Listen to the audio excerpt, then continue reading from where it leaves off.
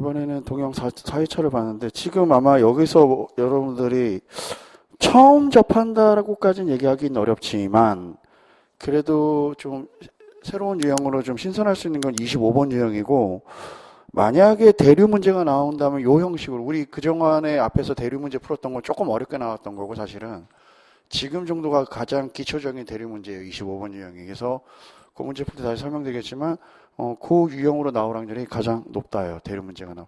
자, 근데 순서상으로 작년에 24년도에 복사율이 나왔으니까 올해는 대류가 나올 확률이 높고, 조금 까다롭게 나온다 그러면 우리 지난해 저 1회차하고 2회차 그때 봤던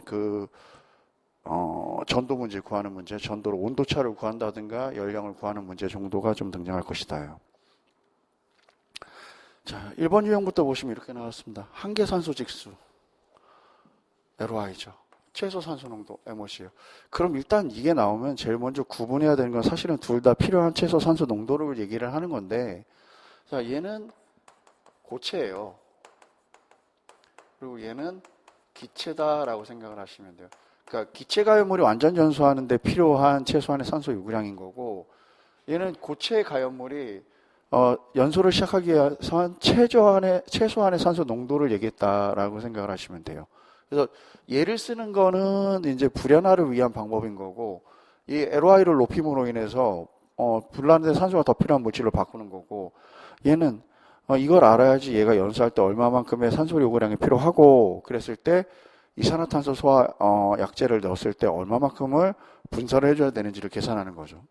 자, 일단 1번부터 보시면, 물질을 연소시킬 때 산소 소모량이 작다는 것은 해당 물질의 가연성, 즉 가연물이 구비 조건이 좋다. 자, 적은 산소량으로 불이 붙을 수 있다. 그럼 좋다라는 의미죠. 가연물의 구비 조건으로는.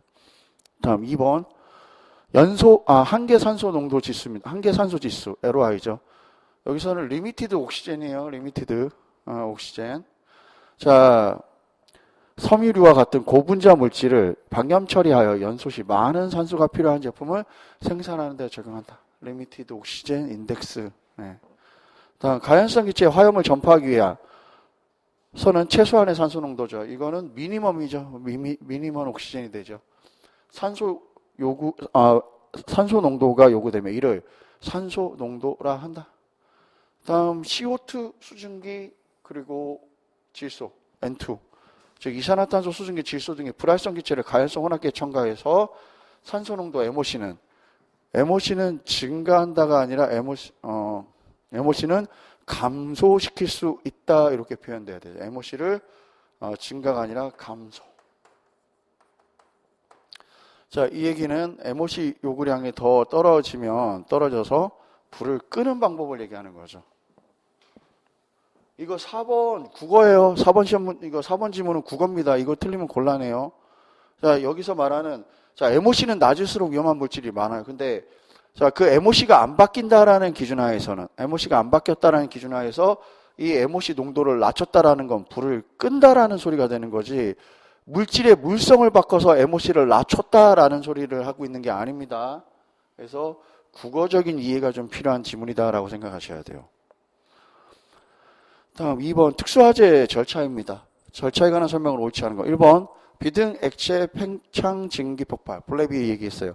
화염이나 복사열에 의해 탱크가 가열되는 것을 방지하고 소방대는 소화 작업과 별도로 보호하고자 하는 위험물 탱크에 냉각 주수를 하고 열 화상 카메라로 탱크 전표면의 온도를 체크해서 대응하는 것이 효율적이다. 일단 제일 먼저 해야 되는 게, 물론 탱크 바닥면에서 난 불을 끌 수 있으면 그걸 끄는 게 가장 좋겠죠. 근데 그게 당장 어렵다 그러면 일단 제일 먼저 해야 되는 거, 탱크에다 물 뿌려요. 탱크 면에다 물을 뿌려서 탱크의 온도를 일단 낮춰주는 겁니다. 그게 중요하고, 그리고 열화상 카메라로 탱크의 온도를 봐가면서 냉각 주수를 계속 실시해주고, 그리고 그 다른 화염을 잡아주는 겁니다. 보일오버 발생했습니다. 발생한 경우 탱크의 드레인 밸브를 개방해서 탱크의 고인물을 제거하거나, 혹은 모래 등을 탱크 내부로 던져 물이 끓기 전에 비등석, 즉 거품의 기포를 깨트려 버린 거죠. 막아 갑작스러운 물의 비등을 억제한다. 파이어볼 나왔습니다. 얘는 파이어볼이 발생할 경우 밸브나 배관에서 누수되는 가스가 연소하는 화염은 소화하지 않고 그 화염에 의해서 가열되는 면을 끄면서 그 다음에 뭘 한다? 최대한 빨리 접근해서 가스 밸브를 잠근다죠. 다음 백드래프트의 3대 소화전술은 배연, 배열, 지연법, 공기차단 지연법, 냉각 지연법이 있다. 자, 배열, 배연 지연법, 공기차단 지연법, 냉각 지연법은 백드래프트 전술이 아니라 후에시 오브 때 전술이죠. 백드래프트는 급냉법 혹은 당금질법이라 그러죠. 그리고 측면 공격법 이런 것 등이 나와야 되죠.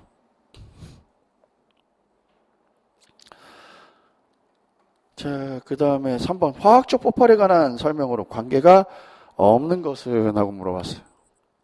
수증기 폭발 딱 일단 이것만 보고서 그냥 바로 답이 나오셔야 돼요. 사실은 수증기 폭발하면 화학적 폭발이 아니라 물리적 폭발이자 응상 폭발 두 개로 분류하죠. 밀폐된 공간 속에 물이 급속히 기하면서 많은 양의 수증기가 발생함으로써 증기압이 높아져 이것이 공간을 구획하고 있는 용기나 구조물의 내압을 초과해서 파열되는 현상을 얘기한다. 다음 분해 폭발은 화학적 폭발입니다. 산소와 관계없이 단독으로 발열 분해 반응을 하는 물질에 의해서 발생하는 폭발이다. 자, 이게 산소와 관계없이 단독으로 불이 붙었다, 분해돼서 그러면은 연소 이론으로 보면 자기 연소고 폭발로 넘어오면 분해 폭발이 되는 거예요. 분해 연소는 산소와 만나야 됩니다. 가연성 가스가 다시. 중합 폭발은 단량체의 중합 반응에 따른 발열량에 의한 폭발로 대표적인 예로는 산화에틸렌, 시아나수소, 염화 비닐 등이 있다. 그리고 가스 폭발은 가연성 가스가 폭발 범위 내의 농도로 공기나 조연성 가스 중에 존재할 때 점화원, 자 얘는 점화원이 필요하죠. 점화원에 의해서 폭발하는 현상을 얘기한다. 다음은 4번. 위험물에 대한 일반적인 성질입니다. 1번. 인류위험물은 불연성 맞죠? 이지만 다른 가연물의 연소를 돕는 조연성 물질이다 혹은 지연성 물질이다 같은 말입니다. 맞죠? 제2류 위험물 중 금속분, 철분, 마그네슘 대표적이죠. 철분, 마그네슘은 물이나 산과 접촉하여 발열하게 된다. 맞죠? 다음 3번. 위험물 중 삼류 위험물 중 황린을 제외하면 물에 대한 위험 반응을 초래하는 고체 및 액체 물질이다. 맞습니다. 다음 4번. 사류 위험물은 산소의 공급 없이 가열 충격으로 연소 폭발이 가능하다. 자, 얘는 오류 위험물이 돼야 되죠. 사류 위험물은 유증기가 주로 발생하죠. 유증기가 발생해서 증발 연소라는 대표적인 물질들이죠. 자, 그 다음에 5번. 상온에서 고체 상태로 존재하는 물질의 연소에 대한 설명이다. 옳지 않은 거. 1번. 증발 연소는 파라핀, 나프탈렌 등 가연성 고체가 열에 녹아 액체가 되어 가연성 증기와 공기의 혼합 상태에서 연소하는 형태가 증발 연소, 고체의 증발 연소. 2번. 자기 연소란 분자 안에 산소를 갖고 있어 외부로부터 산소 공급 없이 자기 내부의 산소 형태를 갖는 현상이다. 이 형태가 폭발로 넘어가면 분해 폭발이 되는 겁니다. 분해 연소가 분해 폭발로 잡지 않는 거예요. 구분해 주셔야 되죠. 표면 연소랑 휘발성 있는 고체 가연물이 고온시, 자 휘발성 있는 고체 가연물이다. 휘발성이라는 건 상온에서 기체가 된다라는 소리를 의미하고 있어요. 그럼 휘발성 있는 고체 가연물이다라고 하면은 증발 연소를 얘기해야 되죠. 고온시 표면에서 공기와 접촉해서 그 자체의 불꽃을 가지고 연소하는 현상이다라고 표현되죠. 그럼 얘는 휘발성이 없어야죠. 휘발성이 없는 고체 가연물이 고온시 표면에서 공기와 접촉해서 그 자체의 불꽃을 가지고서 연소하는 현상이다. 그리고 여기서 자체의 불꽃을 가지고 가라고 되어 있는데 여기도 틀렸죠. 자체 불꽃 없이죠. 그럼 두 군데가 틀렸다라는 소리예요. 일단 휘발성이 없어야 되고요. 그리고 불꽃이 없다요. 4번 분해 연소는 불꽃 연소의 한 형태로 가연성 고체가 뜨거운 열을 만나 으스러지면서 분해 생성물이 공기, 즉 여기서 말하는 공기는 조연성 물질이죠. 조연성 물질들과 혼합기체를 만들어 연소하는 현상을 얘기한다입니다. 자, 그 다음에 6번 자연발화 조건임. 자, 물어보기는 자연발화라고 물어봤는데 대체적으로 가연물 구비 조건형 문제입니다. 그리고 늘 강조드립니다. 가연물 구비 조건은 소방학개론에서 안 나올래야 안 나올 수가 없는 문제예요. 1번부터 보시면 자연발화하기 위해선 열 전도율은 낮아야 하며 맞고요. 비표면적은 커야 한다 맞고 맞습니다. 자연 발화학에선 열의 축적이 용이하고, 열의 축적이 용이하려면 전도율은 낮아야 되죠. 고온 저습이 아니라 고온 다습이죠. 자, 우리가 배우는 것들 중에서 다습이 위험한 건 자연 발화밖에 없어요. 자연 발화의 원인의 대표 물질은 공기 중에서 산화에 의한 것, 열분에 의한 것 등이 있으며, 황리는 자연 발화성이 큰 물질로서 대표 물질로서 주위 온도가 30에서 34도 이상이면 자연 발화가 된다. 가능하죠. 자연 발화 방지로는 통풍이나 환기를 통해 열이 있는 실내 공기 유동이 잘 되게 하기 위하여 열을 분산시키고 습도가 높지 않도록 유지하는 게 중요합니다. 그럼 자연 발화에서 습도는 뭘 의미하고 있냐면 결국은 촉매를 의미하고 있다요. 습도가. 다음 채소 발화 에너지에 관련된 문제입니다. 옳은 것은 1번 가연성 가스의 조성이 화학양론적 농도 부근. 화학양론적 농도 부근이라는 건, 자, 이렇게 생긴 그래프가 있다라고 보면은, 여기를 얘기합니다. 여기일 때 최저가 된다. 맞죠? 다음, 온도가 클수록 분자 간의 거리가, 온도가 높으면 분자 간의 거리가 가까워지죠. 가까워져서 채소 발화 에너지가 작아진다. 농도가 높아지면 분자 간의 거리가 얘도 가까워져야죠. 가까워져 채소 발화 에너지가 작아진다. 열 전도율이 높으면 안 되죠. 낮을수록이죠. 낮을수록 열 축적이 잘 일어나서 채소 발화 에너지가 작아진다. 자, 8번. 위험물에 대한 설명 좀 바르지 않은 거. 산화성 액체로서 강산성 물질이라 하며 제66 위험물입니다. 강한 부식성을 갖는 물질 및 많은 산소를 함유하고 있는 물질 등으로 이루어져 있다. 일단 강산성이죠. 맞는 표현이죠. 가연물과 혼합하는 것은 접촉 발화하거나 가열 등에 의해서 위험한 상태로 된다. 자, 66 위험물은 모두 물과 접촉하면 심하게 발열한다. 모두는 아니죠. H2O2 얘가 뭐냐면은 과산화수소입니다. 과산화수소는 물과 만났을 때 발열 반응이 없죠. 과산화수소를 제외하고 발열 반응이 있죠. 다음 4번 제66 위험물은 과염소산, 과산화수소, 질산, 할로젠간화물이나 이 중 어느 하나를 함유한 것을 얘기한다. 가끔 시험 문제 나올 때 여기 뒤에다가 이거를 맞는 표현을 해놓고 이거를 염류 혹은 여기에다가 염류 둘 중에 하나에다가 염류를 붙어서 틀린 지문 만들 때도 있어요. 염류가 붙으면 그때는 인류 위험물로 넘어가죠. 예. 자, 그리고 이제 9번 유형을 보시면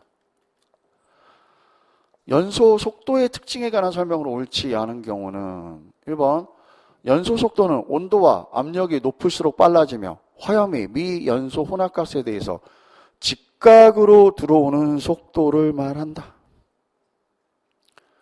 다음 연소 속도는 혼합가스에서 여기서 연소 속도가 미연소 혼합가스에 대해서 직각으로 들어오는 속도다라는 건 왜 그러냐면 자 가연성 가스가 올라갑니다. 꺾어져서 천정 따라 흐르죠. 그래서 직각이라는 표현 쓰는 거예요. 연소 속도는 혼합가스에서 연소 속도가 빠른 수소 메틸렌 가스의 함유율이 많을수록 빨라진다. 다음 연소 속도는 보통 가스의 층류 연소 속도를 말하는데 화재는 난류의 연소 속도를 말한다. 자, 우리 연소라는 표현을 쓰면요. 보통은 연소라는 건 층류를 얘기하고요. 그리고 화재는 난류를 많이 얘기합니다. 특히 산림화재가 다 난류, 옆으로 불이 번진 거죠. 층류는 위로 올라가는 거예요. 일반적인 연소 형태는 층류입니다. 그런데 일반적인 화재 형태는 난류 연소예요. 다음 파라핀계 탄화수소가 나왔습니다.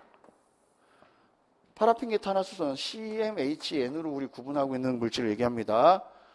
탄소수가 증가할수록 연소 범위는 넓어지고 연소 속도는 빨라진다.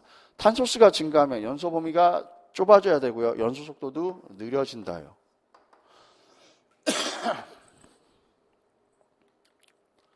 다음 9번.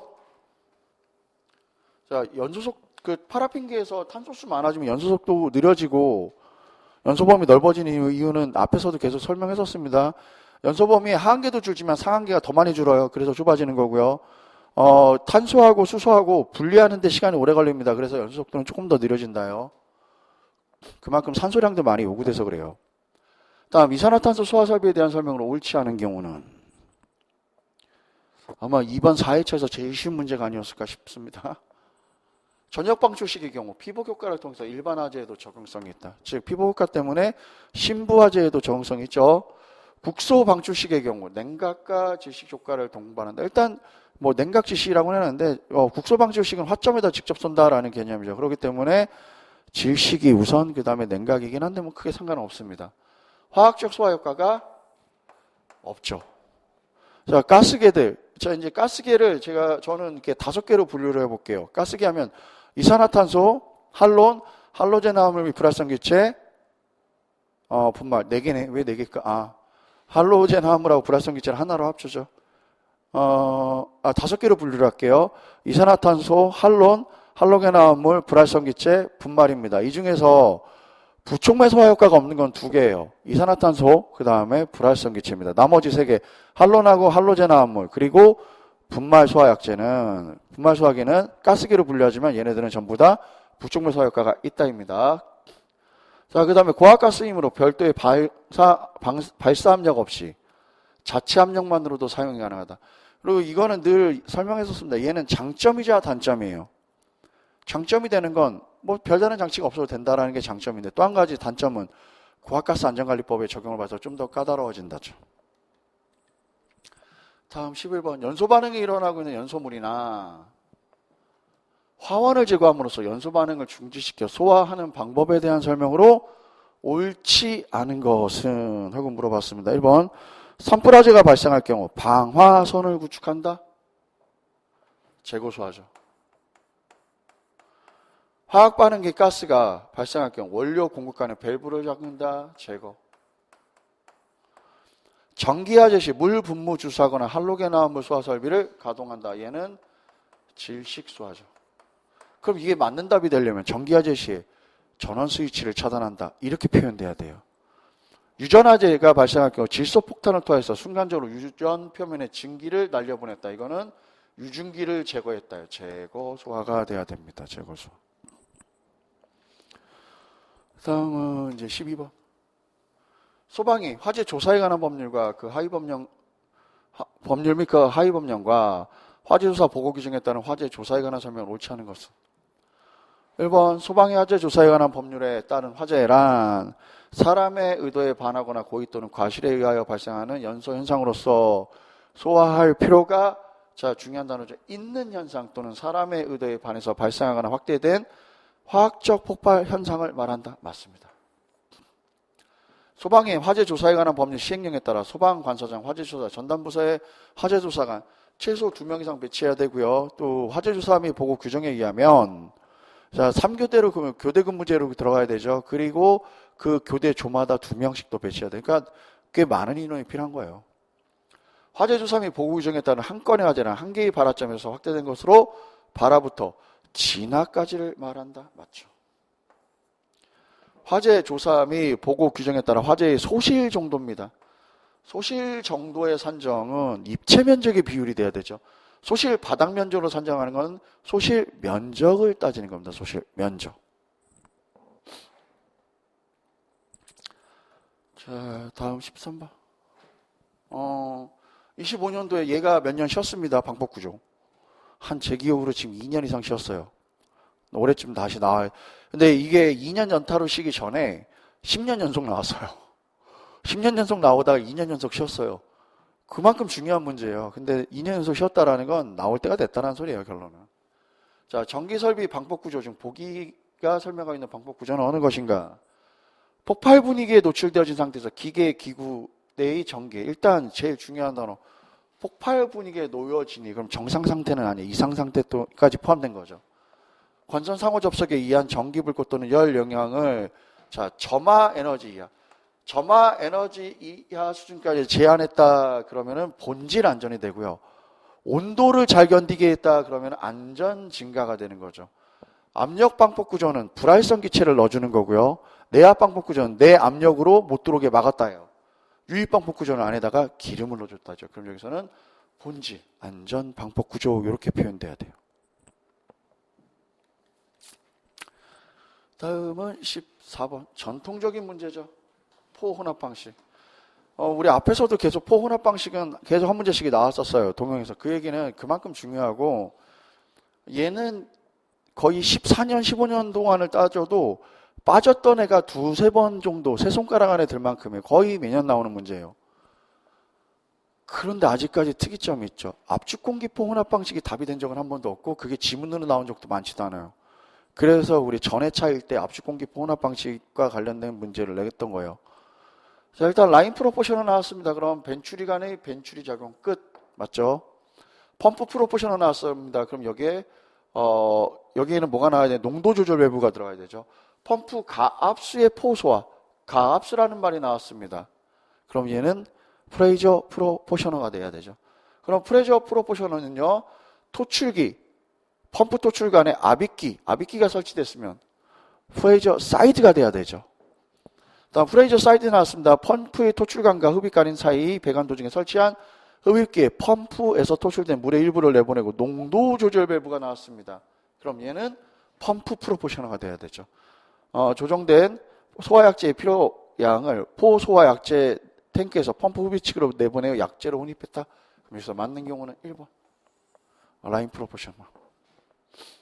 이거 그림으로 나올 수도 있다고 그랬습니다. 왜냐하면 그림으로 이미 한번 나왔기 때문에.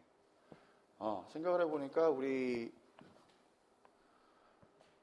저 방폭 구조도 그림이 한 번도 안 나왔구나. 그럼 그림은 다음 회차 때 한번 시험으로 또 해서 한번 적용해 보도록 할게요.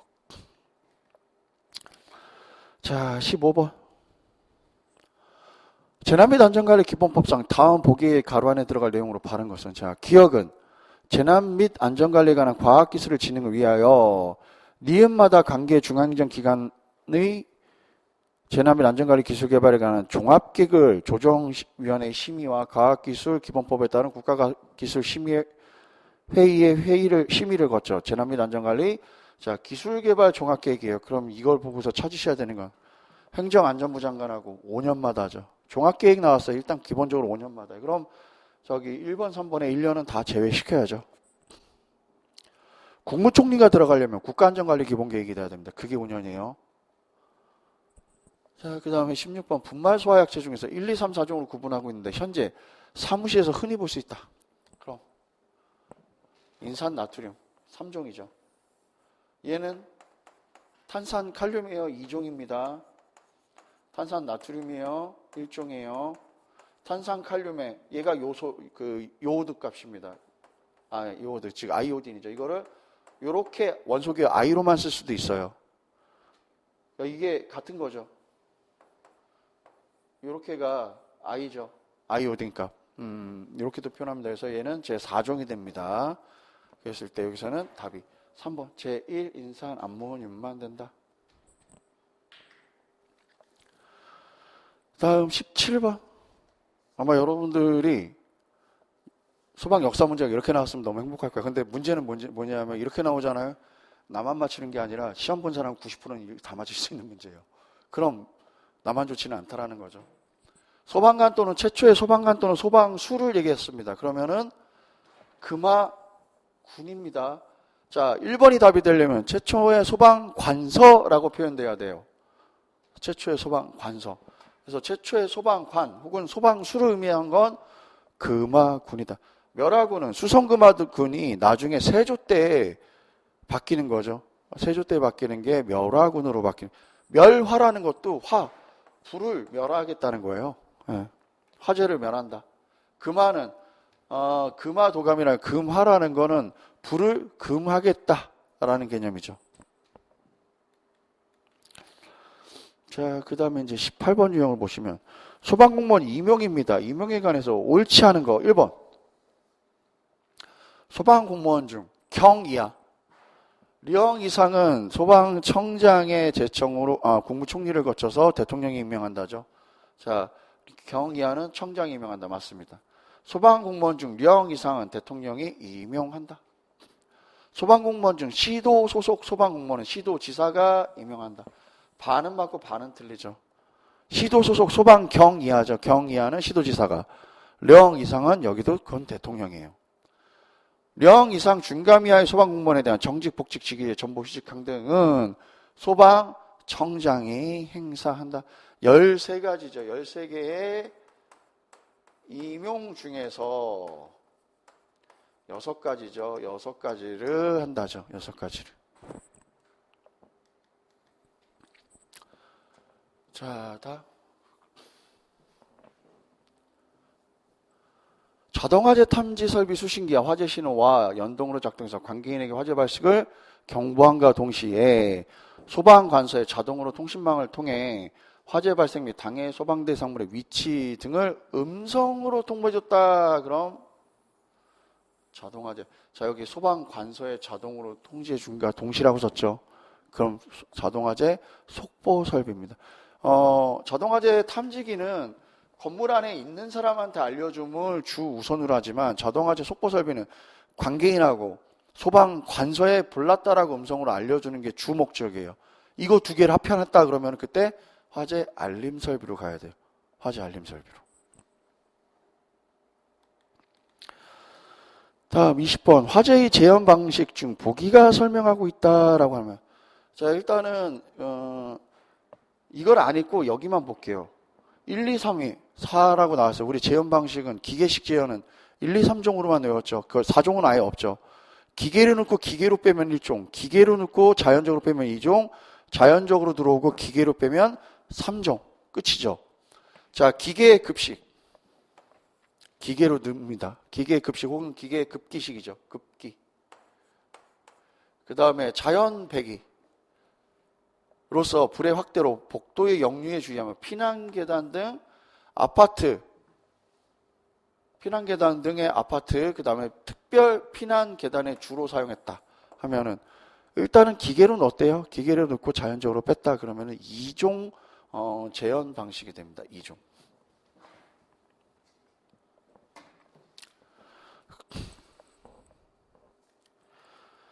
다음은 21번. 기체연소에 대한 설명을 옳지 않은 것하고 물어봤습니다. 기체연소는 가연성 기체가 공기와 결합하여 연소 범위에 들어가면서 연소가 시작되는 연소 형태가 가장 일반적인 일단 연소 형태를 얘기하죠.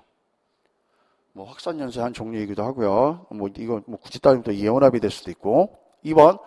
기체연소는 물리적 조건인 연소 범위와 에너지 조건인 발화 에너지를 만족해야 불이 붙죠.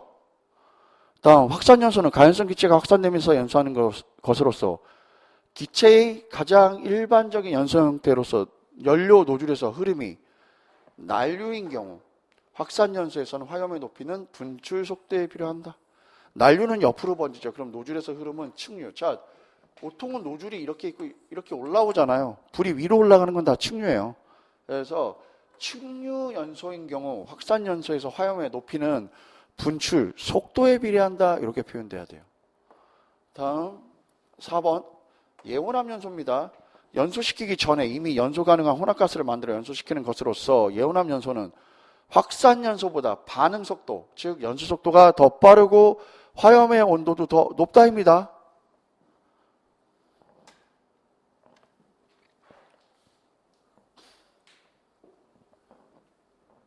자, 그 다음에 22번. 천정제트 흐름 혹은 이게 관련된 건데, 이거는 천정제트 흐름이 나오거나 아니면은 화재 플럼이 나오거나 둘 중에 하나가 나올 확률이 높아요. 그래서 여러분들 그 화재 플럼 기본서에 보시면 화염 구간이 있고요. 다음 간헐적 화염 구간이 있고, 그리고 그 화염이 없는 구간 3개로 나눠집니다. 그것까지 같이 다 공부하셔야 돼요. 1번. 화재 플럼의 부력에 의해서 발생하며 천정면을 따라 빠르게 흐르는 기류. 이거는 자, 이렇게 생긴 공간이 있다라고 보면 여기서 불이 났습니다. 자, 불은 여기까지 밖에 안 올라오지만 여기는 불이 올라갔다 내려갔다 할 수 있고, 여기 이제 기류 기관이죠. 그럼 기류가 이렇게 타고 흐르는 거예요. 열기류가. 그래서 천정면을 따라 빠르게 흐르는 기류고요. 화원의 크기와 위치에 영향을 받으나 화원에서 천정까지 높이에 영향을 받죠. 자, 천장이 낮으면 불꽃이 여기까지 다 올라가 버리겠죠. 그럼 당연히 영향을 받아야 되겠죠. 틀린 질문이 되고요. 스프링클러 헤드나 감지기는 이 현상 범위 안에 설치해야 된다가 됩니다.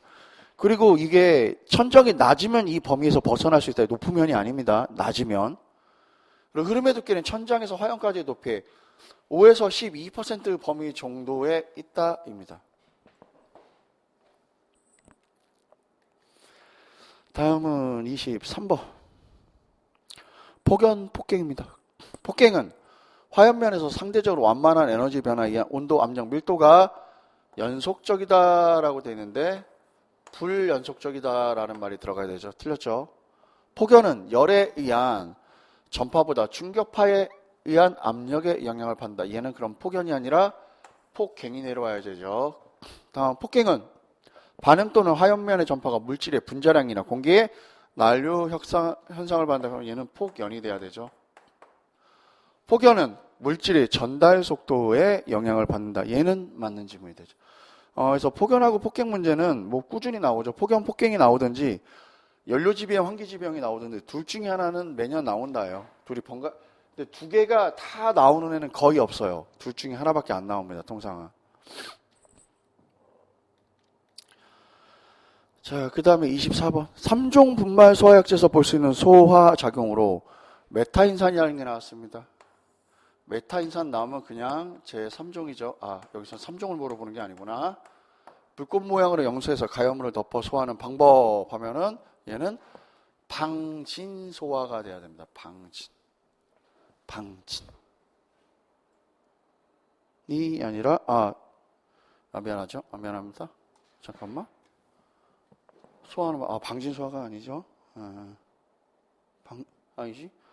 네, 방진 소화가 맞죠. 네. 피복 소화는 대체적으로 시험에서 나오면은 CO2의 전역방 주식이죠. 전역방 주식으로 나오고, 희석 소화하면은 통상적으로 수용성 가염물에다가 물을 넣는다든가 아니면은 상온의 식용유화제에 상온의 식용유를 넣는 걸 주로 예시로 들고요.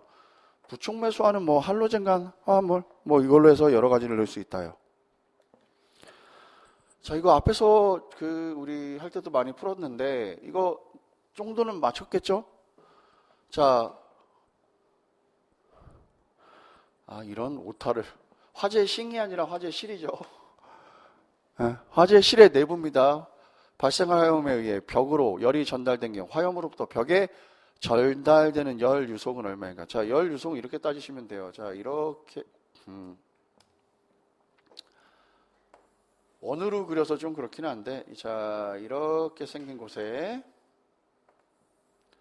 자, 여기서 열을 발생하는 정지된 유체가 있다고 볼게요. 근데 얘가 이제 이렇게 열을 발생해서 이렇게 돌아오죠. 그럼 자, 여기서 말하는 건 여기서부터 여기까지 열 전달 개수는 1와트 per 제곱미터 온도 C로 구분한 겁니다. 그리고 화염의 온도. 자, 여기에서의 화염의 온도예요. 불이 난데.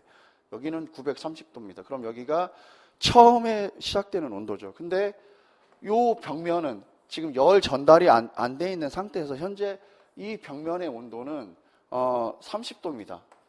그럼 온도차가 벌써 900도가 나는 거죠. 900도가 나 있습니다. 그랬을 때 이 벽면이 3세제곱미터예요. 3세제곱미터 있다. 그러면 여기서부터 여기까지 갔을 때 전달되는 열량을 얘기하는 거죠. 그럼 일단 자, 맨 처음에 K라는 이 열 전달 개수죠. 이게 계산할 때 K, A, T2 마이너스 T1 이렇게 표현한다 그랬습니다. 이거는 온도를 얘기하죠. 온도를 얘기하는 거예요. 그러면은 자, K 값이 1이에요. 자, 그리고 A는 전달되는 이 면의 그 면적이죠. 그러면은 3입니다. 자, 이거 면의 두께가 아닌 이상은 다 곱한다 그랬어요. 전도만 나누는 거예요. 두께로. 그 외에는 그냥 곱하는 거예요. 자, 곱하기. 자, 처음에 온도값이 930이에요. 근데 저기의 온도는 30도예요. 그러면은 전달되는 온도의 그 차는 900도가 되는 거죠. 그러면은 2700. 단순하죠.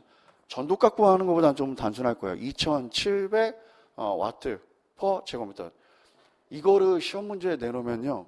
자, 여기에 왜 이게 들어가 있냐면 3세제곱미터라 그러면 자꾸 저거 나누시는 분들이 많아요. 우리 전도값 구하는 거 아니잖아요. 대륙값이라는 거는 자, 여기가 3세제곱미터면은 그 3세제곱미터로 2700W가 다 같다예요.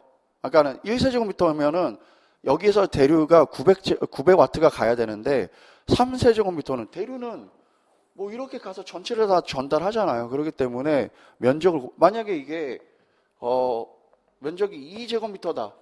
그럼 답이 얘가 되는 거고요. 1제곱미터다. 그럼 얘가 되는 겁니다. 답이. 그런데 혹시 뭐 여기가 0.3제곱미터다. 그랬을 때는 300W가 될 수도 있어요. 0.3제곱미터다 그러면은. 그런데 그렇게 줄 리는 없죠. 근데 가끔 우리 앞에서 풀었던 거에서는 전달되는 면적의 값을 안 줬죠. 안 주면 그냥 다 1이에요.